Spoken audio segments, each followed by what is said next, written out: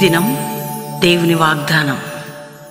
ఈ ఉదయకాల సమయంలో ఈ దినం దేవుని వాగ్దానం చక్కటి ఆత్మీయ కార్యక్రమానికి ప్రేమతో ఆహ్వానిస్తూ బాగున్నారా? మార్నింగ్ లేచారా?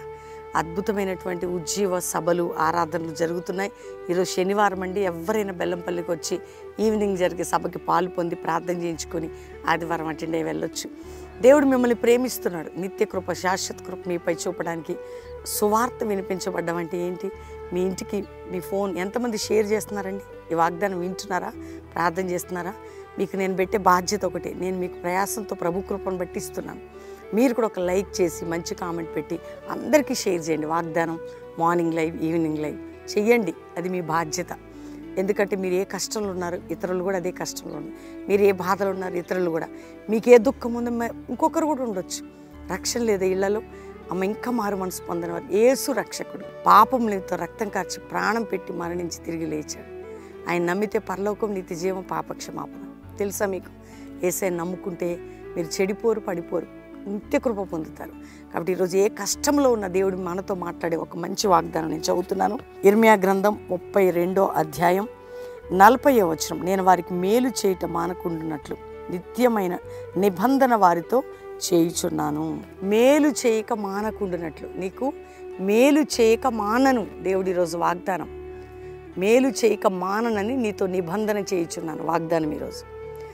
ఎంతమందికి నాకేం చేస్తున్నాడు దేవుడు? కష్టం, బాధ లేదండి, మేలు చేయబోతున్నాడు. నిబంధన చేస్తున్నాడు నీతో.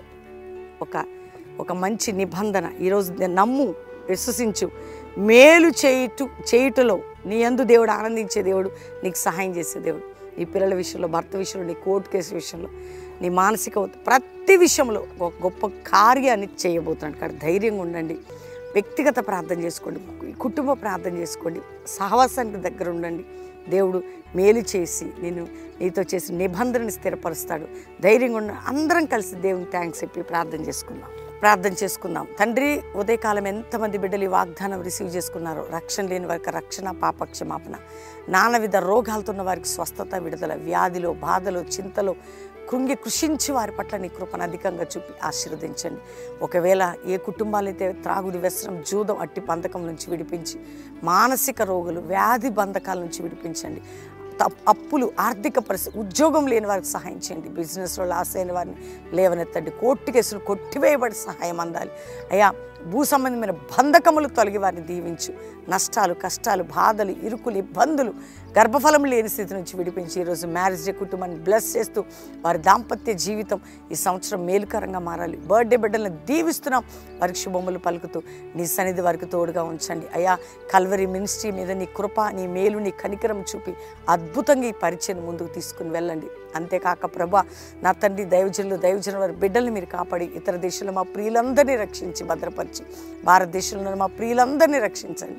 మరొక్కసారి ప్రభా, ఎవరెవరి రోగాలతో ఉన్నారు, యేసు పొందిన గాయముల వల్ల నేను స్వస్థతను ఉంది. ఆ మాట నెరవేర్చి మహిమ పొందమని యేసు నామములో అడుగుచున్నాం తండ్రి. Amen, amen, amen. ఈ ఉదయం ఎంతమంది వాగ్దానం రిసీవ్ చేసుకున్నారో అందరూ లైక్ చేయండి, షేర్ చేయండి, మంచి కామెంట్స్ పెట్టండి. దేవుని మహింపరచండి. దేవుని బిడ్డలారా, ప్రతి శనివారం బెల్లంపల్లి ఉజ్జీవ సభ కుటుంబాలుగా పాలు పొంది ఆదివారం 3 ఆరాధనలు అటెండ్ అయ్యి వెళ్ళొచ్చు. Calvary promise land, Hayathnagar దగ్గర హైదరాబాద్లో కల్వరి ప్రామిస్ ల్యాండ్లో 3 ఆరాధనలు. ఎవరైనా మీరు పాలు పొంది ఫ్రీ అకామిడేషన్ బెల్లంపల్లిలోనే ప్రామిస్ ల్యాండ్లను పాలు పొందొచ్చు. దేవుని పొందొచ్చు. రేపు సండే అందరూ కూడా కుటుంబాలతో కలుసుకుందాం. God bless you. ప్రైజ్.